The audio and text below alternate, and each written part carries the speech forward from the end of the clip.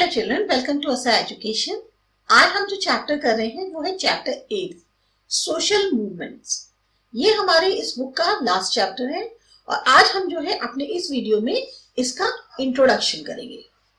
शुरुआत हर चैप्टर की उसके इंट्रोडक्शन से ही होती है और फिर इसके जो बाकी टॉपिक्स हैं वो हम एक एक करके अपने अगले वीडियोस में पढ़ेंगे। बहुत सारे जो स्टूडेंट्स होते हैं, ऑफिस वर्कर्स होते हैं पूरी दुनिया के अंदर, वो काम कितने दिनों के लिए करते हैं?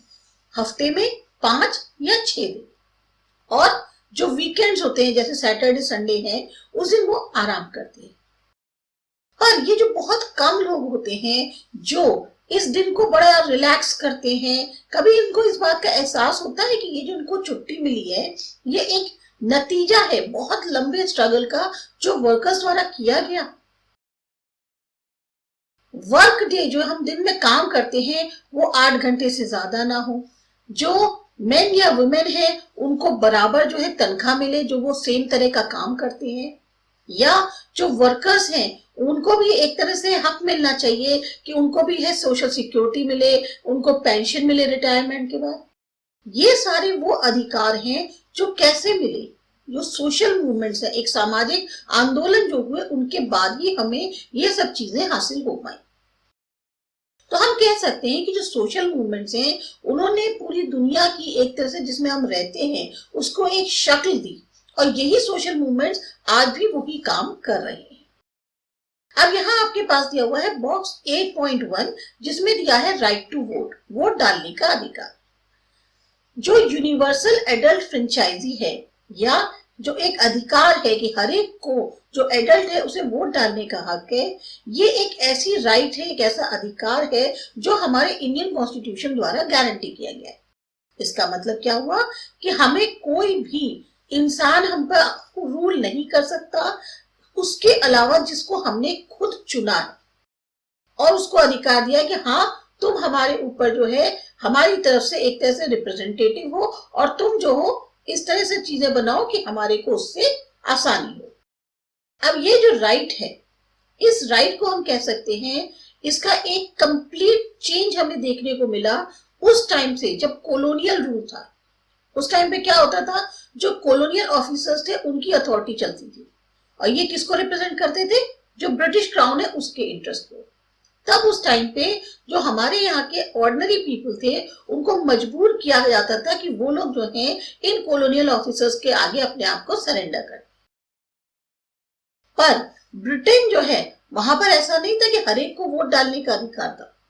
वोटिंग राइट्स जो हैं वो सिर्फ उन तक सीमित थी जिनके पास प्रॉपर्टी होती थी। चार्टिज्म, अब चार्टिज्म जो है एक ऐसा सोशल मूवमेंट था जिसको खास तौर से किया गया ताकि इंग्लैंड में उनको पार्लियामेंट में जो है रिप्रेजेंटेशन मिल सके, इसलिए जो है ये वाला सोशल मूवमेंट किया गया।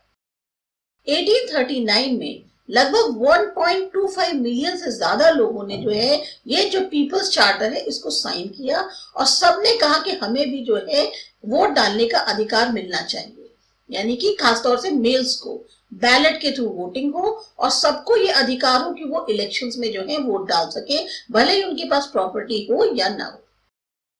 1842 में ये जो मूवमेंट था इसने लगभग 3.25 मिलियन सिग्नेचर्स जो है उनको कलेक्ट कर लिया था, मतलब इतना बड़ा ये सोशल मूवमेंट बन गया था। अब हम ये भी अज्यूम करते हैं कि ये जो राइट्स हैं जो हम आज इंजॉय कर रहे हैं इसको कभी हम ये सोचते हैं कि हाँ ठीक है हमें अधिकार मिले हैं और हम जो है इस अधिकार को इस्तेमाल कर रहे हैं। पर हमें जो एक तरह से इंपॉर्टेंट क्या है कि हमें भूलना नहीं चाहिए ये सब पास्ट के स्ट्रगल हैं जिनकी वजह से आज ये अधिकार पॉसिबल हो पाए। पहले जमाने में अगर लोग हमारे लिए इस तरह से संघर्ष नहीं करते तो आज हम इन राइट्स को एंजॉय नहीं कर पाते। आपने जो है 19वीं सेंचुरी के जो सोशल रिफॉर्म मूवमेंट्स हैं उनके बारे में पढ़ा, या वो संघर्ष जो कास्ट और जेंडर के डिस्क्रिमिनेशन को लेकर हुए थे उनके बारे में पढ़ा, या फिर जो नेशनल मूवमेंट्स राष्ट्रीय आंदोलन हुए इंडिया के अंदर जिसकी वजह से हमको इस कॉलोनियल रूल से आजादी मिल पाई 1947। आप फेमिलियर भी होंगे बहुत तरह के जो नेशनलिस्ट मूवमेंट्स हुए चाहे पूरी दुनिया के अंदर, एशिया, अफ्रीका या अमेरिका में, इन सब ने क्या किया, कॉलोनियल रूल को एंड कर दिया। पूरी दुनिया में ये जो सोशलिस्ट मूवमेंट थे, जैसे कि आप कह सकते हो सिविल राइट मूवमेंट हुआ यूनाइटेड स्टेट्स में 1950 और 1960 में, क्योंकि उसमें क्या हो रहा था, ये जो सिविल राइट मूवमेंट था, ये कौन सा मूवमेंट है, civil right. Civil right movement में क्या मीन था, इक्वल राइट्स मिले ब्लैक्स के लिए। इसी तरीके से एंटी अपार्थाइड स्ट्रगल हुआ साउथ अफ्रीका में, जिन्होंने पूरे के पूरे दुनिया के जो फंडामेंटल तरीके चल रहे थे उनको बदल के रख दिया। अपार्थाइड ये था कि जहां पर ब्लैक्स को बिल्कुल सेपरेट रखा जाता था, व्हाइट्स बिल्कुल अलग रखे जाते थे, रेशियल डिस्क्रिमिनेशन था ये। तो हम कह सकते हैं कि जो सोशल मूवमेंट है ये खाली सोसाइटी को बदलते ही नहीं है, ये बल्कि और सोशल मूवमेंट्स को इंस्पायर करते हैं।